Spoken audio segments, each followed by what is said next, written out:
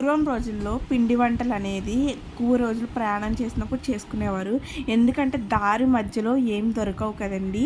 దానికోసమని ఇంట్లోనే పిండి వంటలు ప్రిపేర్ చేసుకొని వెళ్ళేవారు.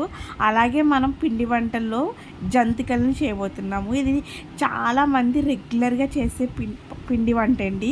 నాకైతే చాలా ఇష్టము. ఇది ఎన్నిసార్లు చేసుకున్నా బోర్ కొట్టదు. డిఫరెంట్‌గా చేసుకోవచ్చు. ఫస్ట్ అయితే వరిపిండి, కొంచెం వాము, హాట్ వాటర్‌తో మంచిగా రౌండ్ చపాతీ ముద్దలా కలిపేసుకోవాలి. మీకు కావాలంటే కొంచెం శనగపిండి వేయచ్చు, ఎందుకంటే గుల్లగా రావాలనుకుంటే. అలాగే ఈ జంతికలకు గొట్టం ఉంటుంది, బయట మీకు షాపులో దొరుకుతుంది.